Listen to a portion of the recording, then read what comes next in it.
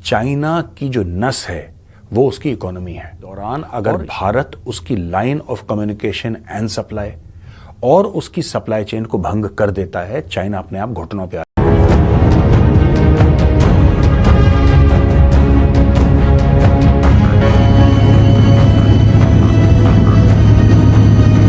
केरल तट पर सिंगापुर के जहाज में आग लग गई। कंटेनर जहाज में धमाके के बाद ये आग लगी। आग फैलते देख 22 चालक दल सदस्यों ने जहाज को छोड़ दिया। आग लगने के तुरंत बाद इंडियन कोस्ट गार्ड और एयरफोर्स ने तुरंत एक्शन लेते हुए बड़ा हादसा होने से भी बचा लिया। चल रहा है और कहा यह जा रहा है कि वो अब पाकिस्तान से बिलोंग खुद को नहीं समझ रहे। India is definitely these days is projecting it's power. India अपनी पावर को प्रोजेक्ट कर रहा है इसके जरिए से, और इस तरह के एक्शन जो है वो ले रहे हैं। भारत के इस अभियान को देखकर सिंगापुर के हाई कमिश्नर साइमन वोंग ने भारत को सिंगापुर की ओर से धन्यवाद दिया है। ट्वीट करते हुए उन्होंने लिखा कि हमारे भारतीय मित्रों के प्रति हार्दिक आभार। ये तो अब ये फैसला हो गया है कि वाकई पाकिस्तान जो है वो रशिया से तेल, खाम तेल, पेट्रोल और डीजल जो है वो इंपोर्ट करने लगा है। ये डेडिकेशन बता रही है कि कैसे मैरीटाइम एक्टिविटीज में जो इंडिया है इस वक्त सेफ गार्ड कर रहा है पूरी दुनिया के इंटरेस्ट को। भारत के सिर्फ एक एयरक्राफ्ट कैरियर विक्रांत की कीमत $3 अरब है। पाकिस्तान हथियारों की खरीदारी के लिए $1.7 अरब मुख्तस करता है, जबकि भारत हथियारों की खरीदारी के लिए $22 अरब मुख्तस करता है। 15 साल पहले पाकिस्तान जो था वो वाटर अबंडेंट नेशन था पर कैपिटा, आज वो वाटर डिफिसिट नेशन है। हमारे पास 27,000 ग्लेशियर्स थे, आज वो 13,000 रह गए हैं। हमने बोला पानी नहीं मिलेगा।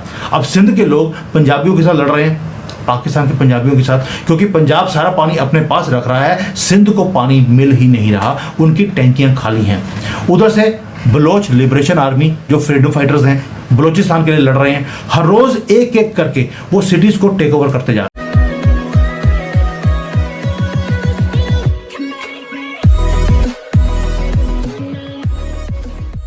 नमस्कार दोस्तों, अब यहाँ पर बात हो रही है कि इंडिया डेफिनेटली फ़िलहाल की सिचुएशन में ऐसा है कि अपना पावर पूरी दुनिया को दिखा रहा है। बात ये हो रही है कि पिछले दिनों इंडियन ओशन के अंदर या फिर क्या कैरेबियन ओशन मतलब इंडिया के आसपास सिंगापुर का एक कंटेनर जहाज़ था जिसमें पहले ब्लास्ट हुआ और उसके बाद आग लग गई। फिर इंडियन नेवी ने जाके उसको बचाया। अब देखिए, अगर आप 10-15 साल पहले वाला इंडिया देखो ना, तो इस टाइप की फैसिलिटी या फिर क्या कि इस टाइप का इनिशिएटिव्स इंडिया लेता नहीं था।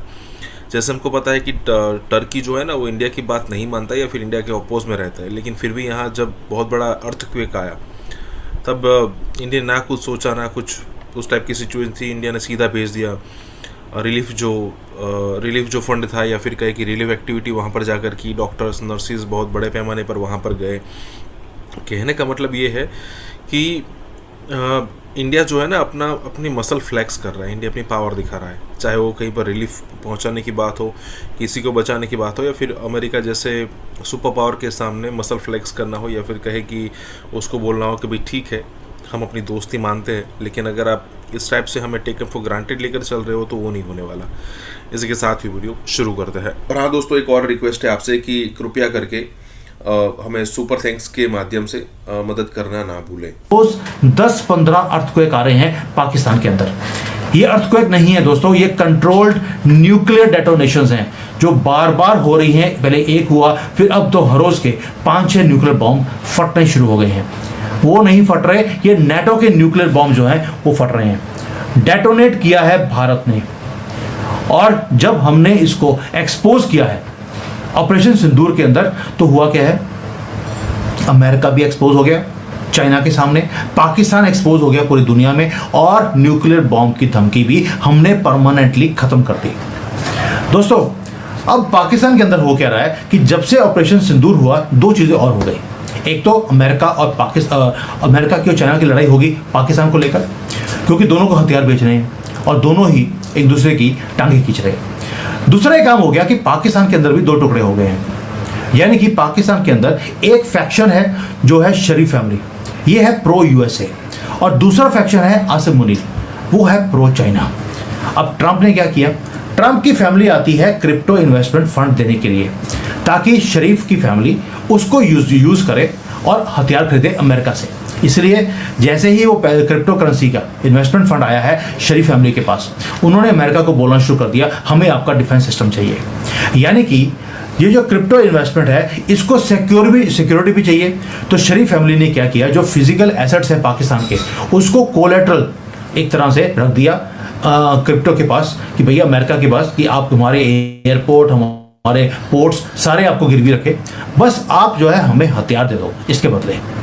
यानी कि पाकिस्तान को एक रियल एस्टेट की तरह यूज किया है किसने, डोनाल्ड ट्रंप ने। अब इससे हुआ क्या कि चाइना और भी ज्यादा वो फ्यूरियस हो गया है। अब जब फ्यूरियस हुआ तो आसिम मुनीर को आग लगी, क्योंकि आसिम मुनीर प्रो चाइना है। उसको कू करने से रोकने के लिए उसे बना दिया गया फील्ड मार्शल, एक सेरेमोनियल पोस्ट, जो कि एक मॉडर्न पाकिस्तान के अंदर जिसकी अहमियत जीरो है, सिर्फ इसलिए ताकि कहीं वो अमेरिका का जो क्रिप्टो का प्लान है उसे डीरेल ना कर दे। लेकिन साथ में आपने चीज और नोट करा होगा कि जो शरीफ है, जो शरीफ नहीं है नाम में ही शरीफ है, उसने पब्लिकली आसिम मुनीर का मजाक भी उड़ाया और चाइनीज डिफेंस सिस्टम का भी मजाक उड़ाया। जब उन्होंने ये बोला नवाज शरीफ ने अजरबैजान में और तुर्की में जाकर कि ब्रह्मोस जो आई रात को 2:30 बजे, हमारे प्लान्स जो थे कि हमने भारत को डिस्ट्रॉय करना था, उसके पहले ही ब्रह्मोस आ गया और सारा कुछ तबाह करके चले गए। यानी कि उन्होंने बता दिया कि जो चाइना के खिलौने थे वो गार्बेज थे, और जो पाकिस्तान की आर्मी चीफ है ये क्लूलेस था ब्रह्मोस के सामने कि हो कहाँ क्या गया है, कहाँ से, ये शरीफ बोल रहा है कि कहाँ से बॉम्ब आया ब्रह्मोस और कहाँ से मुनीर के अंदर चला गया, ये मुनीर को भी पता नहीं लगा। और इसीलिए मुनीर ने क्या किया, यानी कि मजाक उड़ाया जा रहा है मुनीर का, मुनीर ने एक ही काम किया, चाइना को बोला तुम मुझे J-35 दे दो, ये लीजिए J-35 की अब एंट्री होती है। ये जंग 35 बोलता हूं मैं इसको, क्यों, क्योंकि चाइना ने प्रॉमिस किया पाकिस्तान को कि मैं तुम्हें ये 5th जनरेशन स्टेल्थ जेट मैं तुम्हें दे रहा हूं एट हाफ द प्राइस। क्यों बोला गया, क्योंकि चाइना ने खुद इस प्लेन को अपनी एयरफोर्स के अंदर अभी इंडक्ट नहीं किया है, ये हाफ रेडी है, इनकम्प्लीट है, अनटेस्टेड है, अनरिलायबल है। हाफ रेडी था इसीलिए हाफ प्राइस पर पाकिस्तान को दे दिया गया। और पाकिस्तान क्या कर रहा है, क्रिप्टो के लोन्स को यूज करेगा अपने फिजिकल लैंड को गिरवी रखने के बाद, मिलिट्री बेसिस को भी एज गिरवी रखेगा अमेरिका को, और उस पैसे से इस जंग को खरीदेगा। जब डॉलरों का घाटा पड़ता है तो फिर मुसीबत आती है, आपके डॉलर के ज़खायर खत्म हो जाते हैं, आप भीख मांगने, उधार मांगने IMF के पास, वर्ल्ड बैंक के पास, दोस्तों के पास पहुंचते हैं, और उसके नतीजे में फिर आपका रुपया डॉलर के मुकाबले में गिरता है, महंगाई का तूफान आता है, मुसीबत आती है, जिल्लत आती है, और फिर IMF के पास जाके संभालते हैं, फिर स्टेबलाइजेशन आती है और फिर करने लगते हैं तो फिर गिरते हैं। तो ये वाला जो सवाल है इसका जवाब मिलेगा 2 साल बाद, 3 साल बाद, शायद 1 साल बाद, क्योंकि ये जो नंबर है खौफनाक नंबर है कि जब हमारी तरक्की की रफ्तार 3.5 से ऊपर होती है। ये एक रिपोर्ट में था, थोड़ा सा आगे पीछे हो सकता है, एक रिपोर्ट में था 2.7% ग्रोथ, इंतहाई कम है। इतनी बड़ी आबादी वाले मुल्क में 2.5% जहां आबादी की रफ्तार हो, जहां पे इतनी बड़ी मुसीबत हो, 20 लाख नौजवान नौकरियों के लिए हर साल नए निकलते हों, उनको नौकरियां ना मिलती हों। और आप देखिए जो रिपोर्ट है, एक चीज मुझे बड़ी दिलचस्प लगी है इसमें उन्होंने बताया है कि बैनुल अक़वामी स्टैटिस्टिक्स क्या है। अरे भाई अपने खित्ते में देखो, हमें ये कंपैरिजन करके बताओ कि साउथ एशिया में क्या है जहां 6% की ग्रोथ है, और हमारी आपने जो बताया कि 2.7% पे पहुंचे हैं, तो ये भी बहुत बड़ा कमाल है। तो I think there are huge challenges ahead जो अभी करने हैं। ज़ैनब साहब कतई कलामी की माज़रत, आप जिसे चलें ये कमाल है, ये असल है, जेन्युइन है जहां तक पहुंचे हैं, क्योंकि जब आप इसकी जेन्युइनिटी की बात कर रहे हैं तो हमारे इस वक्त अगर हम कौमी पैदावार के मुकाबले में कर्जे की बात करें तो वहां भी एक इंप्रूवमेंट दिखाई दे रही है। मोदी जी ने पिछले 10 साल में एक काम किया कि पाकिस्तान को इतना वनरेबल बोल दिया है, इतना वीक कर दिया है कि इतना वीक तो वो 1971 में भी नहीं था, और ना ही कारगिल के टाइम पर पाकिस्तान वीक था, जितना आज हमने किया है भिखारी बना दिया उसे। और इमरान खान की गवर्नमेंट थी तब भी अनस्टेबल थे लेकिन वीक नहीं थे। लेकिन आज पाकिस्तान ऑफिशियली एक फेल्ड स्टेट बन चुका है, इट इज फॉर सेल। एक चेस बोर्ड के ऊपर हमने लगा दिया कि भैया जिसको जो खरीदना है आप खरीद लीजिए। और ये स्टोरी है जो ऑपरेशन सिंदूर से शुरू हुई, और ये क्यों इंपॉर्टेंट था। मोदी जी हमेशा बोलते हैं कि मुझे पाकिस्तान की रीढ़ की हड्डी तोड़नी है हमेशा के लिए, और वही काम हमने किया। उसका रीजन बताऊंगा, आप हैरान रह जाएंगे सुनकर, जो ये सारी इन्वेस्टिगेशन करके मैं समझ रहा हूं। एक स्ट्राइक हमने करी एक न्यूक्लियर कंट्री के ऊपर, जो आज तक कभी किसी ने किया नहीं है कि एक न्यूक्लियर कंट्री के ऊपर स्ट्राइक किया हो। आपको लगेगा यार सिर्फ एक हमने प्रिसीजन स्ट्राइक तो किया है इनके जो नूर खां बेस था, लेकिन इन रियलिटी हमने एक्सपोज कर दिया समथिंग मोर डेंजरस। पाकिस्तान का डबल फेस हमने दिखा दिया दुनिया को। डबल फेस था कि पाकिस्तान चाइना को और यूएसए को बेवकूफ़ बना था। वो कैसे भाई? आपको मालूम है कि पाकिस्तान ने हमेशा डबल प्ले किया है। वो डॉलर लेते थे अमेरिका से, लेकिन मिसाइल खरीदते थे चाइना से। लेकिन इस टाइम जो ग्लेम उन्होंने जो प्ले की थी, वो इन्हीं के मुंह के ऊपर तमाचा लगा है बड़ी बुरी तरह से। वो कैसे? अब मैंने आपको पहले दिखाया ये वाला नूर खां बेस, एयर बेस। नूर खां एयर बेस के ऊपर हमने स्ट्राइक किया तो पाकिस्तान ने क्या किया? फेक वीडियोस निकालने शुरू कर दिए कि ये आदमपुर का जो हमारा एयर बेस है, इसको पाकिस्तान ने डिस्ट्रॉय कर दिया है, उसके अंदर आग लग गई है, उसके अंदर डैमेज हुआ है। लेकिन ये फोटो 10 साल पुरानी थी। 10 साल पुरानी जब हमने फैक्ट चेक किया तो ये फोटो झूठी निकली। अब ये फोटोज 10 साल पुरानी क्यों निकाली जा रही हैं? क्योंकि जब एयर बेस को, नूर खां एयर बेस को हमने डिस्ट्रॉय किया या उसको अटैक किया, वो एयर बेस पाकिस्तान चला ही नहीं रहा था, यूएसए चला रहा था। और पाकिस्तान की अपनी आर्मी भी यूएसए की परमिशन के बिना वहां एंटर नहीं कर सकती। हमने डिटेल में इसके ऊपर वीडियो बनाया था। और इंडिया ने क्या किया? उसी एयर बेस को जाकर हिट किया। End of the story. और जैसे ही हमने हिट किया तो अमेरिका वहां पहुंच गया उसको प्रोटेक्ट करने के लिए। और यहां पर आता है चाइना का रोल। चाइना को पता ही नहीं था कि ये एयरबेस अमेरिका इसको डील कर रहा है, इसको हैंडल कर रहा है। चाइना ने भी लताड़ लगानी शुरू कर दी पाकिस्तान को कि भैया हम तो तुम्हें पैसे देते रहे, तुम्हें हथियार देते रहे फ्री ऑफ कॉस्ट, और तुम अमेरिका को अपने एयरबेस के अंदर बिठा कर बैठे हुए हो। इंडिया के फ्रंट में हमारा जो नया वॉर डैडी है, एक तो शुगर डैडी होता है ना, शुगर डैडी मतलब वो बंदा जो अपनी गर्लफ्रेंड को जरा सा पर्क्स और प्रिविलेजेस के लिए थोड़ा सा पॉकेट मनी देता रहता है। मगर वॉर डैडी क्या होता है? वॉर डैडी अपने छोटी स्टेट को, अपनी क्लाइंट स्टेट को जंग के लिए भी खर्चा पानी देता रहता है। और हमारा खर्चा पानी कौन हमें दे रहा है? हमारा नया वॉर डैडी कौन है? चाइना। क्योंकि चाइना के लिए हम एक रियल लाइफ लेबोरेटरी बन गए हैं। 250 मिलियन की आबादी, 7-8 लाख की फौज, न्यूक्लियर वेपन्स, और दुनिया की एक खौफनाक तरीन फास्ट एक्सपैंडिंग हेजेमनी, जिसमें हिंदू नेशनलिज्म भी है, जो अपनी खबरें और मंजन बेच के वो चांद पे भी पहुंच जाते हैं। इंडियंस की मैं बात कर रहा हूं। और ये जो रियल लाइफ लेबोरेटरी है, इसमें अब हमारा जो नया आप कह सकते हैं फ्रंट है, हमारा नया अफगानिस्तान जो है, जिससे अब हमें बहुत लगता है पर्क्स और प्रिविलेजेस मिलने वाले हैं हमारे नए वॉर डैडी चाइना से। मगर चाइना हमारा बहुत सालों से वॉर डैडी रहा है, टू बी ऑनेस्ट, और इंडिया हमारा बहुत सालों से हरीफ भी रहा है। इसमें कोई नई बात नहीं है। मगर इसमें जो डेवलपमेंट है वो ये है कि अफगानिस्तान का केस अभी के लिए बंद, क्योंकि अफगानिस्तान किसी ने नहीं खरीदना, नोबडी इज इंटरेस्टेड, डन हो गया, फारिग हो गया। उधर अगर बनेगा काम तो फैक्ट्रियां, मिनरल्स, माइन शाइन्स लगेंगे, इससे ज्यादा उधर कोई इंटरेस्टेड नहीं है। जो लोग इंटरेस्टेड हैं, हमें थोड़ा सा पर्क्स, प्रिविलेजेस, खर्चा पानी, जहाज, ईंधन, तेल, मिसाइल बेचने में, वो अब ये होगा। तो अमेरिका जो है हिंदुस्तान को शायद सपोर्ट करेगा, चीन जो है वो पाकिस्तान को सपोर्ट करेगा, और ये एक इंटरेस्टिंग किस्म का डायनामिक अब नया एक बिल्डअप होगा साउथ एशिया की आर्म्स रेस में, जिसमें क्या होगा?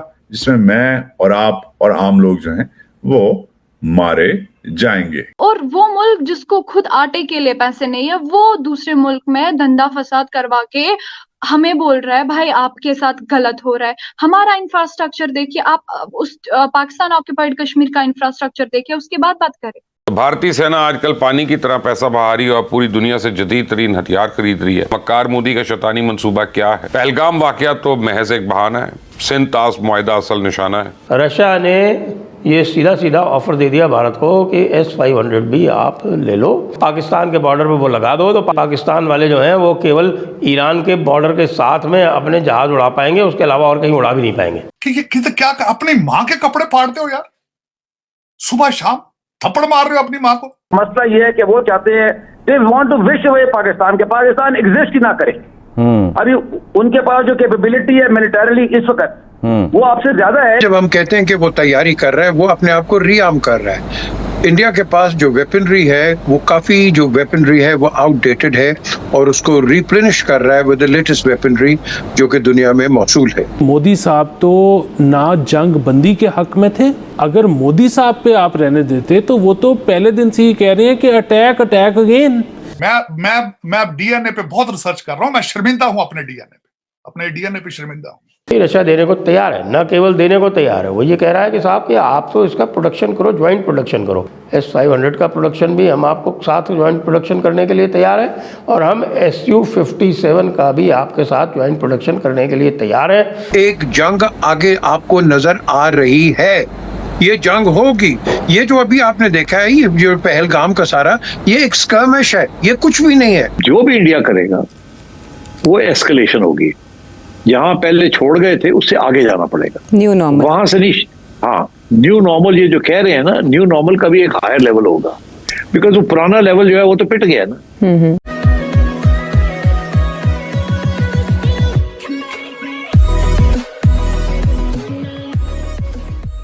नमस्कार दोस्तों, अब यहाँ पर बात हो रही है कि भाई आने वाले दिनों में ऐसी सिचुएशन हो सकती है कि S-400 के बाद S-500 का मैन्युफैक्चरिंग जो है वो इंडिया में हो, और ये बात की भी पूरी संभावना है कि सबसे पहला S-500 जो रशिया है वो इंडिया को बेचे। देखिए, रेंज बढ़ गई है। S-400 की जितनी रेंज थी शायद 300 से 400 किलोमीटर की रेंज है, तो S-500 की रेंज उससे भी ज़्यादा हो गई है, एक्यूरेसी ज़्यादा बढ़ गई है। क्योंकि अगर आपको याद हो तो S-300 भी मार्केट में है, हमारे पास S-400 है लेकिन S-300 भी है, तो उससे बेटर वर्जन S-400 और उससे बेटर वर्जन S-500। अब बात यहाँ पर हो रही है कि ऐसी भी सिचुएशन आ सकती है कि इंडिया और रशिया दोनों मिलकर इसका मैन्युफैक्चरिंग इंडिया के अंदर करें। अब ज़रा सोचिए आप कि मतलब कि ये जो S-500 जो मतलब उसको US भी टक्कर नहीं दे पा रहा है, ऐसी सिस्टम है उनके पास। और ज़रा समझने की कोशिश कीजिए कि रशिया उस टेक्नोलॉजी को शेयर करने के लिए तैयार हो चुका है। मतलब ये इंडिया की डिप्लोमेटिक विन आप कह सकते हो। वो फाइटर जेट की भी बात हो रही थी, उसमें भी रशिया ने कहा था कि हम जो है वो सोर्स कोड उसका शेयर करेंगे। इसी के साथ ही वीडियो शुरू करता है। और हाँ दोस्तों, एक और रिक्वेस्ट है आपसे कि कृपया करके हमें सुपर थैंक्स के माध्यम से मदद करना ना भूलें। ये सीधा ऑफर दे दिया भारत को कि S-500 भी आप ले लो और ये S-400 के साथ में इंटीग्रेट कर लो, तो पाकिस्तान के बॉर्डर पे वो लगा दो। तो पाकिस्तान के बॉर्डर पे उसका जो 600 किलोमीटर का उसका जो मिसाइल रेंज है, लॉन्ग रेंज मिसाइल का उसके बाद में फिर ये पाकिस्तान वाले जो हैं वो केवल ईरान के बॉर्डर के साथ में अपने जहाज़ उड़ा पाएंगे, उसके अलावा और कहीं उड़ा भी नहीं पाएंगे। बिल्कुल यही स्थिति है, यानी क्वेटा तक में इनके जहाज़ उड़ नहीं पाएंगे। आपको ध्यान ही है कि 315 किलोमीटर का किल एक इनके एयरबॉर्न अर्ली वार्निंग को हमारे S-400 ने किया हुआ है। तो ये वैसे भी जब उड़ रहे थे तो पेशावर के आसपास उड़ रहे थे, लेकिन S-500 आ जाएगा और जहां आदमपुर में S-400 लगा है, S-400 को हटा के दूसरी तरफ ले जाएंगे और उसको बीकानेर के आसपास में तैनात कर देंगे। पूरा का पूरा पाकिस्तान कवर हो जाएगा उसके, और भुज की उसकी बैटरी के साथ में, और 5 S-500 को लगा देंगे आदमपुर में और एक बैटरी उसकी स्टेशन कर देंगे सूरतगढ़ के आसपास, और पूरा का पूरा पाकिस्तान कवर हो जाएगा। 600 किलोमीटर, यानी पंजाब में 600 किलोमीटर आप जाओगे तो कहाँ जाओगे, यानी सारे के सारे बेसिस बेकार। तो ये S-400, S-500 और साथ में हमारा जो कुशा प्रोजेक्ट है, कुशा प्रोजेक्ट के 8 रेजिमेंट्स ऑर्डर करने का प्लान है। उसकी पहली टेस्टिंग जो है वो अगले महीने ही होनी है। जो उसकी M1 मिसाइल है, यानी कि 250 किलोमीटर वाली, उसकी तो अगले महीने ही होनी है। तो 150 और 400 किलोमीटर की उसकी 3 मिसाइल्स हैं। वो 8 डिविजन्स उसकी, यानी 8 रेजिमेंट या डिवीज़न जो भी कह लें आप, उसकी आनी है। तो 8 वो, 7 S-400, 2 S-500 और फिर निचले रेंज में यानी कि 150 किलोमीटर से नीचे के रेंज में आपके पास है बराक 8, आकाश NG, आकाश और MRSM, QRSM।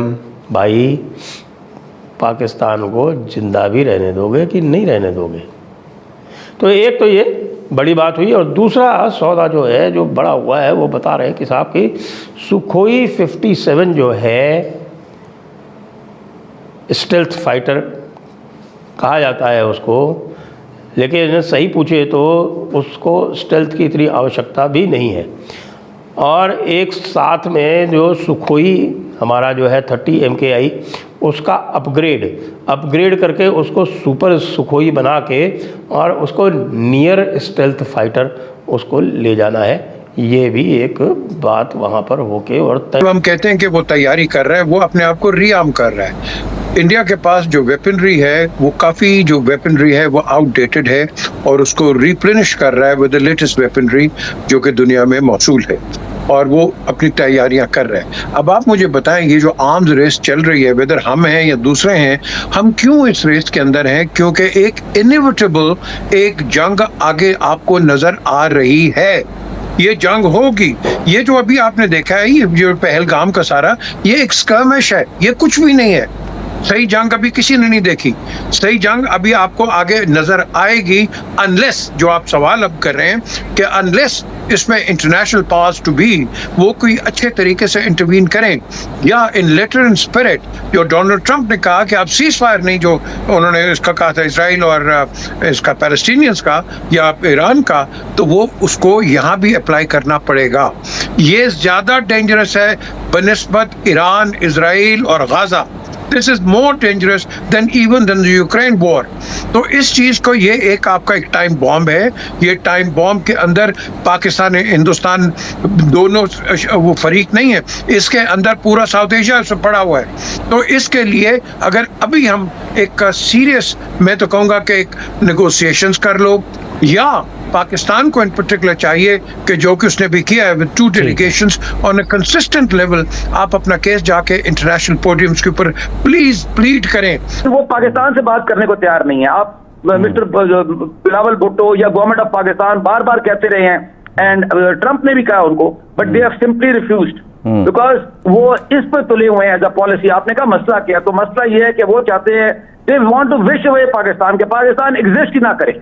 अभी उनके पास जो कैपेबिलिटी है मिलिटरीली इस वक्त वो आपसे ज्यादा है, लेकिन वो ज्यादा होने का मतलब, जिस तरह आपने इसराइल ईरान वॉर में भी देखा है, अमेरिका की इतनी जंगों में भी देखा कि खाली साइज तो मैटर करता है, बट खाली वो that is not the only factor in war में बहुत से फैक्टर्स आ जाते हैं। ठीक है, तो लॉन्ग स्टोरी शॉर्ट, इंडिया की पॉलिसी क्लियर है कि उन्होंने अब पानी भी नहीं छोड़ देना आपको, और उसके अलावा जो अभी यहाँ तक खबर चल रही थी कि जी वो ये जो यूक्रेन ने रशिया में डीप अटैक कराया था ड्रोन्स के साथ रशिया की एयर बेसिस पे, या इसराइल ने ईरान में शुरू में जो किया, they want to emulate that. इस तरह का कोई वो टेररिज्म, मतलब किसी टेररिस्ट ऑर्गेनाइजेशन को ड्रोन्स देके पाकिस्तान के अंदर अटैक कराना चाहते हैं ये, और वो नेटवर्क हमने पकड़ा भी है ब्रिगेडियर साहब, और कराची के अंदर, गवादर के अंदर। मैं ये एक्सप्लेन कर रहा हूँ ना, वो मैं ये बताने की कोशिश कर रहा हूँ कि वो कॉन्स्टेंटली चल रही है, और उनका जो मेन टारगेट है वो आपका वेस्टर्न बॉर्डर है, जिसपे बलूचिस्तान, KPK और उसके लिए। तो अभी आप कहने का मतलब है कि उधर से तो क्लियर है। पहली बात यह है कि ये क्यों बातचीत करना चाहते हैं भारत से, मुझे अभी तक ये समझ में नहीं आया। क्यों बात करना चाहते हैं? हमें कोई फायदा नहीं चाहिए पाकिस्तान से, हमें पाकिस्तान से कोई भी फायदा, जो भी पाकिस्तानी टीवी एंकर सोच रहे हो कि भारत को भी फायदा होगा, हमें आपसे कोई फायदा नहीं चाहिए। हाथ जोड़वा लीजिए हमसे, हमें आपसे कोई भी फायदा नहीं चाहिए। भारत जो अपनी लेबर है, जो स्किल्ड लेबर है, उसका बहुत ज्यादा फायदा उठा रहा है, और यही वजह कि रशिया जो है वो तकरीबन 1 मिलियन वर्क फोर्स लेना चाहता है इंडिया से by end of this year. रूस की योजना है कि वो साल 2025 के आखिर तक भारत के करीब 10 लाख लोगों को काम के लिए बुलाएगा। पाकिस्तान बना तो एक जो बताया गया लोगों को कि एक ऐसी जगह आप लोग जा रहे हैं जहाँ पे आपके सब मसाइल हल हो जाएंगे, जहाँ पे आपके सब मसलों का हल निकल जाएगा। लेकिन वो हमने 71 में जो हमने बांग्लादेश की जो अलैदगी हुई, वो हमने देखा कि जो नैरेटिव बनाया गया था तो कौमी नजरिए का, वो बुरी तरह से फ्लॉप हो गया। आपको मालूम है दुनिया में सबसे हाईएस्ट रेमिटेंसेस भारत को मिलता है, $135 बिलियन। और रशिया के अंदर भी अगर इतनी बड़ी अमाउंट में अगर हमें लोग अगर रेमिटेंसेस करते रहेंगे तो हमारा फॉरेन एक्सचेंज बढ़ेगा इससे। और भारत का दिफाई बजट पाकिस्तान से कई गुना ज्यादा है। आप समझे कि भारत का इस जंग से पहले जो बजट था वो $85 बिलियन सालाना ये जंगी बजट था, और ये साल से चला आ रहा है। रशिया के ऊपर डिस्काउंटेड क्रूड एंड फर्टिलाइजर्स दे रहा है, इंडिया वही $2 की चीज लेके $4 की बेच रहा है। तो ये इंडिया ने जो पुराना ताल्लुक रशिया के साथ बनाया हुआ था, दैट इज पेइंग देम। अब वो फ्रेंडली कंट्रीज कौन है? लाइकली पॉसिबिलिटी ये है कि वो या तो चाइना है, चाइनीज करेंसी में करेंगे हम, या फिर हम रियाल में सऊदी करेंसी में करेंगे। इस प्रकार से भूटान भारत के कवच में एक बार दोबारा आना चाहता है। चीन का जिस प्रकार से लगातार दबाव बढ़ रहा है, तो भूटान भी अब अपने आप को असुरक्षित महसूस कर रहा है। Now the world has slowly started not reacting to Trump. बोले यार तेरे को जो करना है तू कर, तेरे को जैसा करना है कर। इंडिया का ये है कि साहब ट्रंप जो बकवास करता है ना, तुम कुछ मत बोलो अपनी तरफ से, ये परसों कुछ और बोल देगा।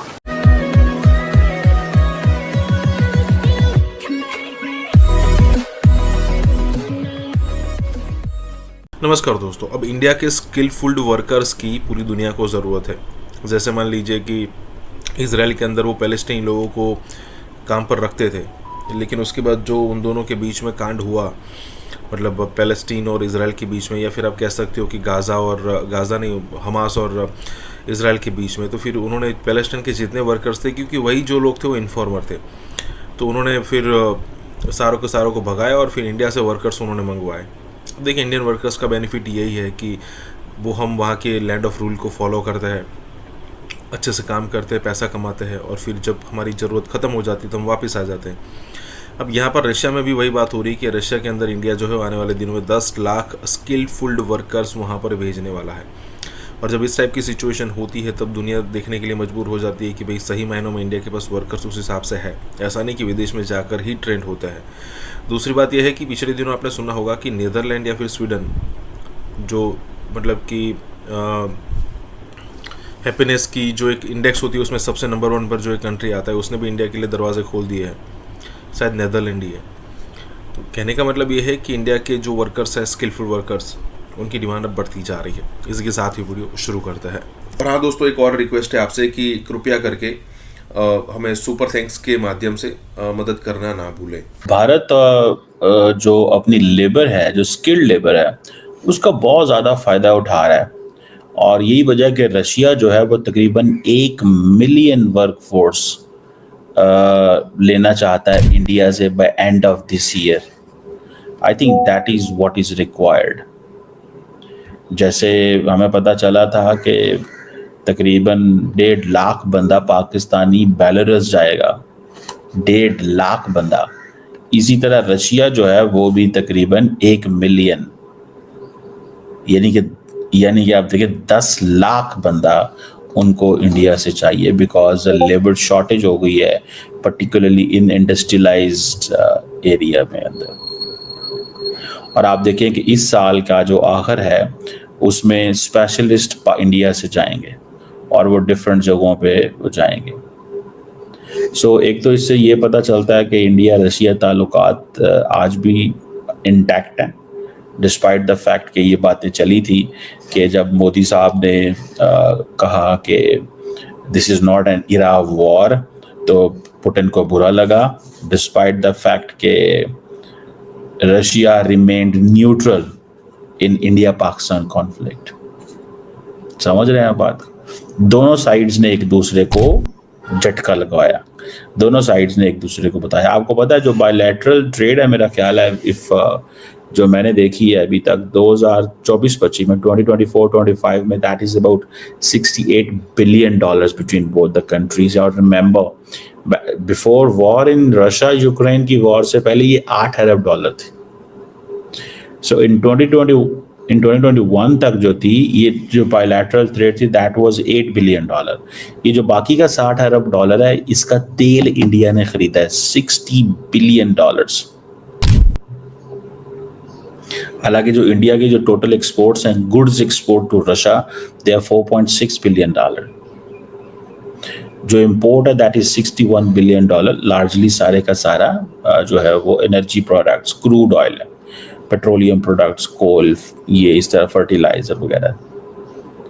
और रशिया के ऊपर डिस्काउंटेड क्रूड एंड फर्टिलाइजर्स दे रहा है, इंडिया वही ₹2 की चीज लेके ₹4 की बेच रहा है। सो ये एक चीज that is where you must understand. और भारत का दिफाई बजट पाकिस्तान से कई गुना ज्यादा है।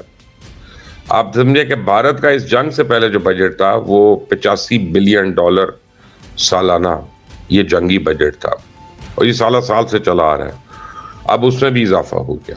ये इजाफा एक ऐसे वक्त में किया गया जब पाकिस्तान शदीद मुआशी चैलेंजेस का सामना कर रहा है, और इसने अपने मजमूई दफाई अखराजात में 7% कमी की है।